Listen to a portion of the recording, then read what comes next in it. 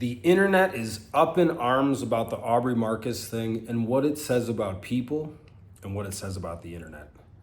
I've been seeing this since it was posted, what was it, the end of last week. I watched 75% of the podcast with the three of them. So there's Aubrey Marcus, who's 44 years old, his wife of, I think, 5 years. I forget how to say her name, Valana. I'll have her name correct on the next video or say it in pronunciation right. And then the new girl, the kind of second wife, spiritual baby mama to be. So 42, 44, 37 years old, 22 years old. That will be important later. For now, most of the stuff you see online, which is interesting, is just these two dichotomies. To the point where Aubrey and them were receiving death threats, I guess, for what they shared about their relationship. And that's why they disabled the comments.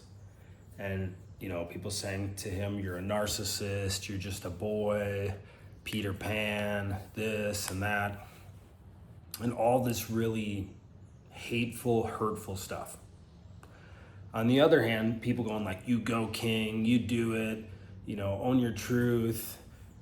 And probably a lot of guys in the spiritual new age community in Southern California and Austin, in places like that will have a polyamorous or a monogamish or a different type of relationship. So the paradigm is, I'm sure you're familiar with this, the paradigm or the story is Aubrey Marcus is this spiritual influencer. He had a big company on it, sold it for, I think, $100 million. His net worth is estimated at 30 to 60 million. And then he's been with his now wife for 4 or 5 years, I believe. They seem like a great couple. They seem like they have a great connection. They've shared a lot publicly. Stuff that, especially from a woman's perspective, I think would be super difficult to share. So the level of emotional intimacy in them being this open is, man, it's a big deal. Especially more for her. I think she's even more vulnerable because she's the woman. So now it's public that her husband has I don't know if I think they're calling it the third part of the constellation. It's a little woo-woo in the linguistics of it. But basically that this 22-year-old girl is the, I guess, like girlfriend for now or future baby mama. And they're in like a throuple, like the three of them. So here's what I see. 95% of people are being really extreme on this side or that side. Why is that important? This is where most people live. If you look at politics, it doesn't matter what country you're in. Most people said this side's right, this side's wrong, and then they fight. So there's not a lot of free thinking. And also you're seeing a lot of people's shadow come up on either side. I saw a lady today, I won't say her name, who I really admire. She's like, I'm done with him. This isn't spiritual. He's a narcissist. God would never say to have two women pregnant at the same time. He picks a woman that's so much, so pretty and so young. And I'm going, okay. It was obvious that this hurt that woman intimately. Like she had that happen to her. She'd been cheated on by someone she felt was, prettier, younger, whatever.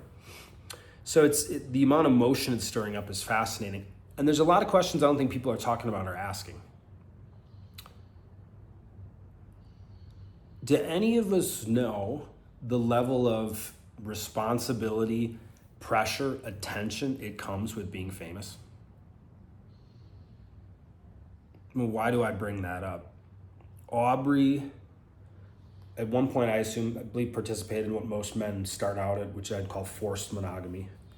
Then went into polyamory.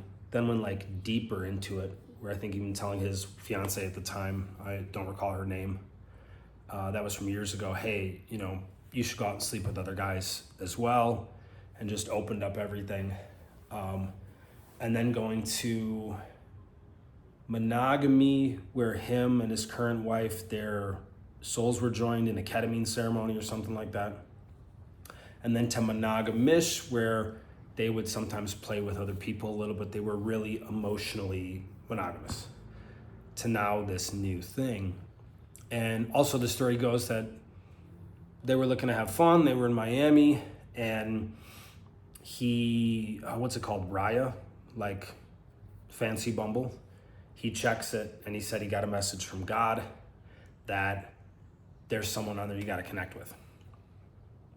So he did that. One of the questions I would have, maybe it's true, when someone says I'm getting a message from spirit, I think that can be super genuine.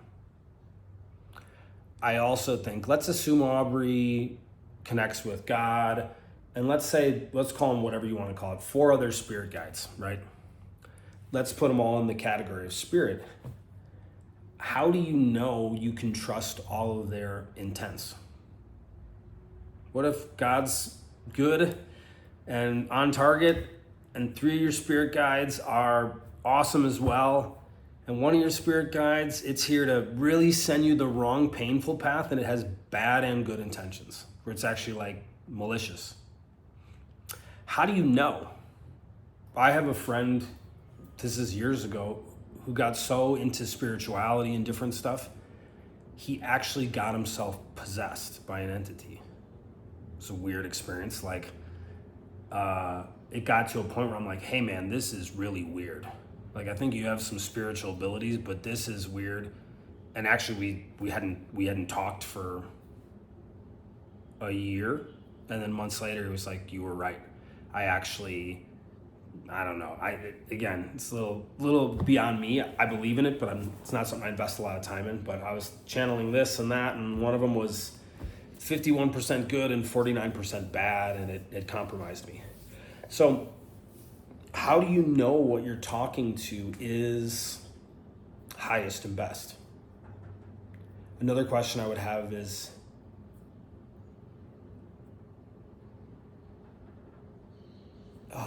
there's gonna be multiple videos. Let's back up a second. You see things in Austin, in Southern California, and I started to see this about 10 years ago, specifically in Southern California, where women would be open to bisexuality or polyamory. Some of it out of curiosity. I think a lot of it, from what the women I talk to, out of this is just how the culture is, and it's so hard to date if you're not into different stuff. So let me say it a different way. It was really them abandoning themselves to get a date. Do I think that's what's going on in the Aubrey Marcus situation? I don't know. Also, let's assume, like I said, Aubrey's worth $20, $30 million or more. It's a different level of status.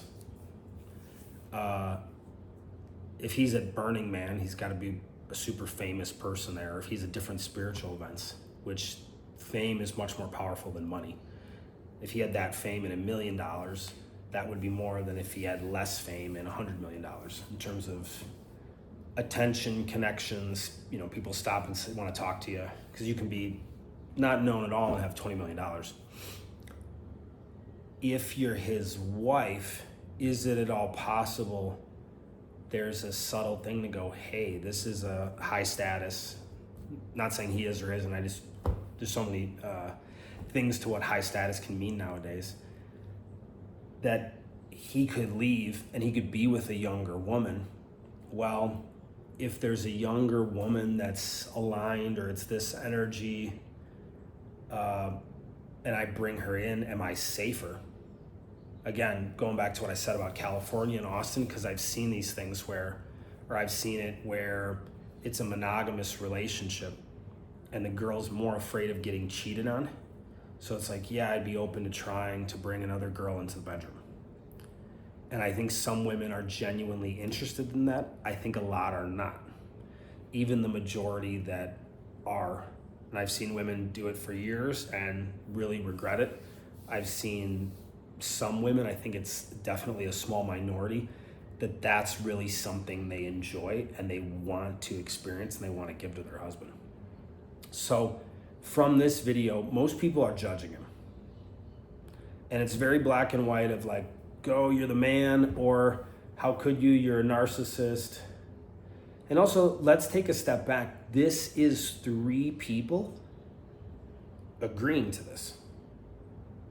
Now, I think the bigger question is what will happen in 2 years, 5 years, 10 years? And here's the thing I love about Aubrey personally the most, he'll actually go for it. Because think of it, maybe you've done this in the past. If you're married and just cheating on your wife, you're being a coward and you're breaking something that's super sacred. Everything with these three people is open and transparent. Some of it I'm listening to, I'm like, oh, I could see how that makes sense. I'm like, wait a minute. Isis, the god of like sacred sexuality and desire, in a temple or a pyramid in Egypt, told you to get this other 22-year-old girl pregnant. And I'm like, I don't know how you would validate that that was true or untrue. And then you got to think about it. All right, someone like Aubrey seems like a solid guy in many ways on the surface. I don't know him personally. He probably doesn't need to work, right? He's got money. If he is who he appears to be, despite what people are judging about him now, and he's a solid guy, and he's a masculine guy, and guy in touch with his heart and his emotions, and has good money and would have time and energy to raise children, wouldn't it be great if there's more of those kids out there? Now then you can get into the debate, well, it should just be from his wife. Maybe, maybe not. The most interesting thing is most people are not listening to this perspective of what's going on with Aubrey to understand. It's just about picking a side and judging. And when we make something wrong, when we judge something, we lose totally the ability to have compassion or understanding for it. That's what happens. It can happen in sports teams. It can happen in politics.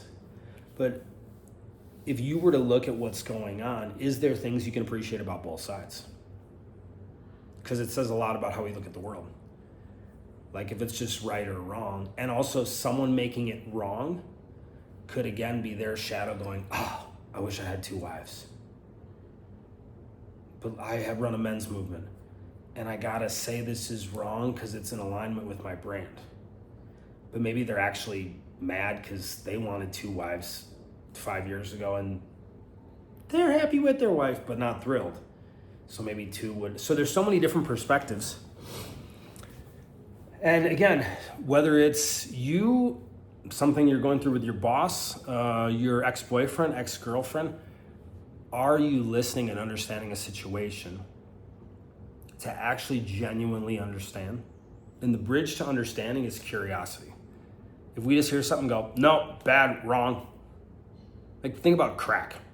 Crack, probably not a great thing for most of us to do, or any of us. But why would someone have gotten into heavy, painful drugs?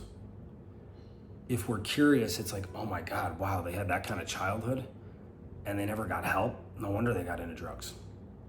So I'm gonna make some more content on this, but what's your perspective?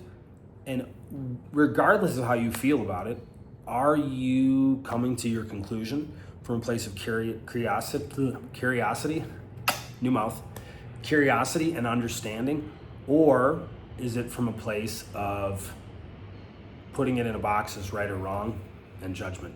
Judgment doesn't always look like judgment, but as I leave now, think of it in one of those two drawers. It's either judgment or it's understanding. And the bridge from judgment to understanding is curiosity. Thanks for tuning in.